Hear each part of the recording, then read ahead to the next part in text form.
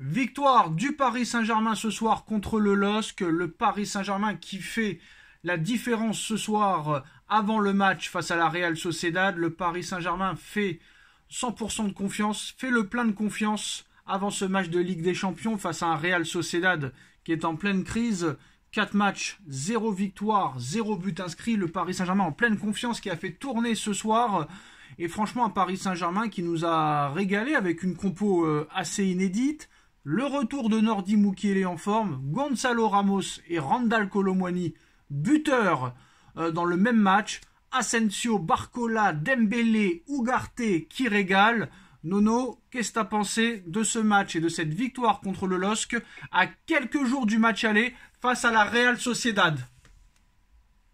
Pour une fois, on a le sourire ce soir. Un PSG très très satisfaisant, et j'ai vu beaucoup de choses qui m'ont intéressé aujourd'hui. Alors en 2 mots, j'ai vu une charnière centrale, Lucas Hernandez, Danilo, qui pour moi doit être la charnière titulaire. Je vais te dire, j'espère qu'il me remet pas Marquinhos. Ce soir, j'ai vu une charnière très sécurisante. Après, qu'est-ce qu'on va dire? Des jambes de feu de Dembélé, Barcola qui est en train d'exploser. Comme tu as dit, Mukiele, très très belle rentrée. Une équipe très cohérente, qui a très très bien joué. Très satisfaisant aujourd'hui. Alors moi, ce que j'ai aimé, c'est que Randal y parle et il assume. Je vais faire taire les critiques, je marque. Ramos, sur les 51 dernières minutes de jeu, c'est 3 buts. Asensio qui régale, Barcola qui régale, Dembélé qui régale, Ugarte qui retrouve un peu son niveau, Luis Enrique qui a fait reposer pas mal de cadres comme Mbappé, comme Vitinha, comme Warren Zaïre-Emery, même Donnarumma. Navas a été titulaire ce soir. Et peut-être, Nono, que je vais pas vendre la peau de l'ours avant de l'avoir tué. Il faut pas faire d'omelette sans casser les œufs. Mais c'est vrai que peut-être nous, on doit peut-être des fois se remettre en question par jalousie par rapport peut-être à d'autres clubs qui arrivent des fois à réussir avec des entraîneurs très rapidement. Mais je pense que possiblement, si le PSG est patient et que nous, supporters, sommes patients, il faut laisser travailler Luis Enrique, parce que j'ai l'impression que le mec sait quand même ce qu'il fait. Et ce qu'il fait, ça a l'air pas mal, parce que quand je vois par exemple le match de Mukiele ce soir, Nono, Mukiele qui a été mis sur la touche sans aucune raison particulière. Mais peut-être qu'il ne satisfaisait pas Enrique à l'entraînement et sur le terrain. Il a été mis sur le côté pendant 1 mois et demi. Il était proche du départ. Le Bayern de Munich était très intéressé. Et à l'arrivée, le gars, il le met titulaire ce soir. Pourquoi, on ne sait pas. Et Mukiele, c'est peut-être l'un des meilleurs Parisiens ce soir, ou le 2-3e meilleur Parisien. Et j'ai l'impression que Kolo Muani, Ramos sur le banc, ils sont en train de retrouver de la confiance et tout. J'ai l'impression qu'Enrique sait ce qu'il fait, Nono, et qu'il faut juste laisser le temps, comme on fait des autres entraîneurs. Comme on fait les autres grandes équipes avec leur entraîneur. Je suis d'accord avec toi, Sacha. Je suis d'accord avec toi. Très très bonne gestion. Des fois, on réagit trop vite, comme tu as dit, à l'instant T. Il faut un peu de réflexion quand même. Très bonne gestion de Enrique. Voilà, très bon turnover aujourd'hui. Très bonne gestion de l'équipe.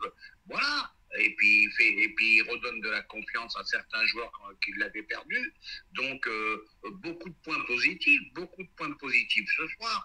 Et puis je te dis, on a vu beaucoup de choses. J'espère qu'il va parvenir sur certains trucs, parce que moi, Lucas Hernandez, défenseur central, je m'excuse d'insister là-dessus, avec le bon soldat Danilo, moi c'est une charnière qui me rassure.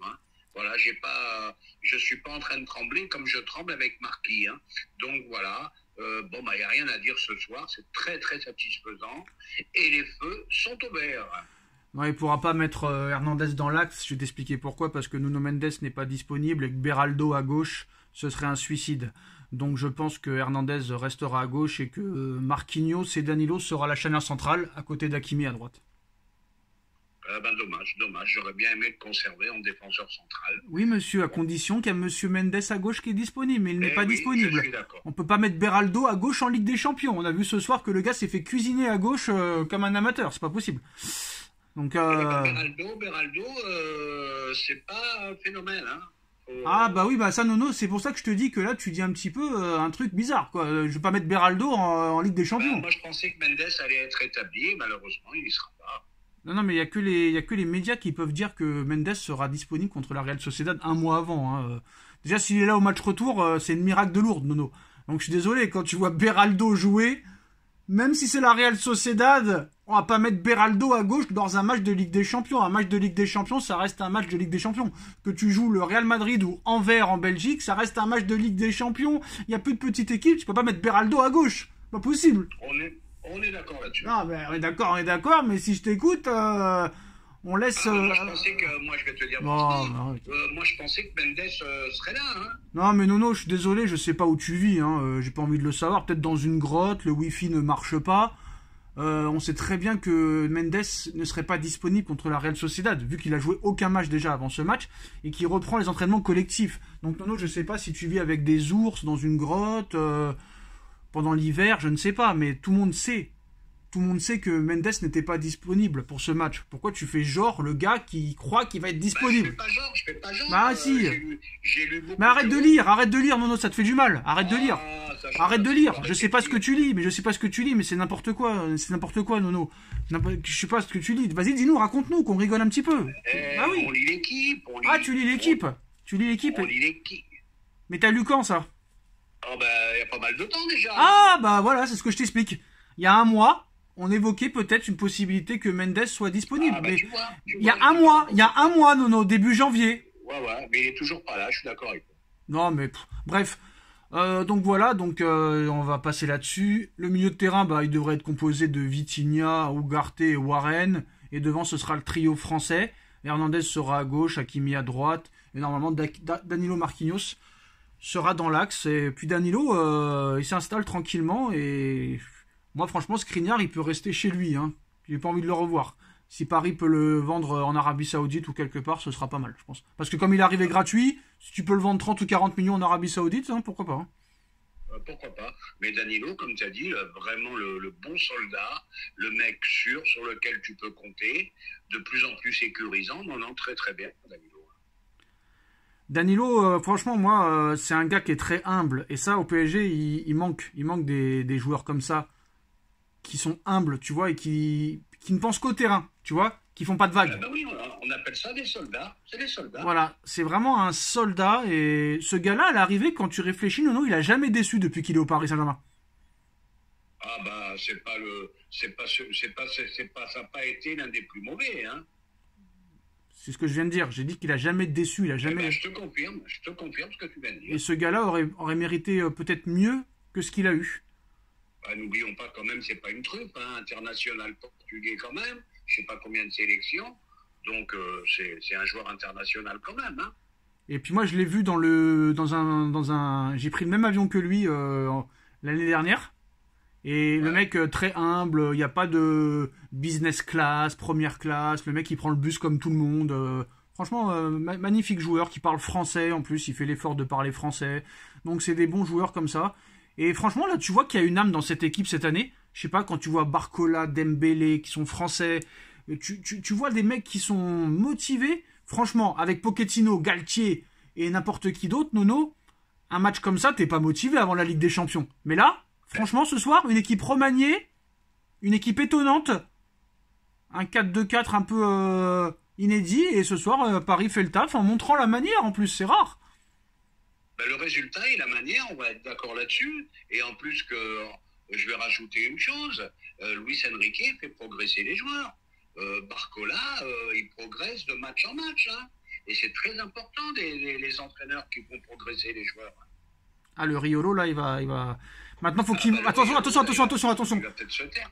Maintenant, faut le faire taire en Ligue des Champions. Il faut que Barcola, je lance un message à Bradley, il faut que tu fasses fermer la bouche à Riolo mercredi soir. C'est ça l'objectif. Nono. Ouais, très impressionnant. Je sais pas jusqu'où il va aller, ce jeune, mais très, très, très impressionnant. Très impressionnant, mais bon, pas contre des grosses équipes pour l'instant, Nono. Hein. On va pas se mentir. Ah bah on va voir la suite. C'est ça notre problème aussi. C'est ça notre problème aussi à nous. Il faut toujours qu'on s'emballe, mais attention. Je sais pas, moi, j'ai entendu de partout que Lille était l'équipe qui pratiquait le meilleur football. Eh ben ce soir, tu les as moi je sais pas. Moi je sais pas où t'as vu ça, mais moi je l'ai pas vu. Bah Sacha, à chaque fois tu me dis, je sais pas où t'as vu ça. Ouais. Pas plus tard que dans l'équipe du soir la semaine dernière. Oui, mais n'oublie pas que Duluc c'est un anti parisien, Nono. Et Voilà. mais moi, je j'ai pas entendu ça en tout cas, quoi qu'il arrive, j'ai jamais entendu dire. J'ai entendu dire que Brest était l'une des meilleures équipes de Ligue 1, qui produisait le meilleur jeu, mais j'ai pas entendu Nice. Après, Nono, si tu commences à, parce qu'il y a beaucoup de médias, hein. Il y a beaucoup de médias, il y a beaucoup de journalistes, il y a beaucoup de consultants qui parlent. Si tu commences à écouter un guignol qui a parlé, Nono, c'est compliqué, hein.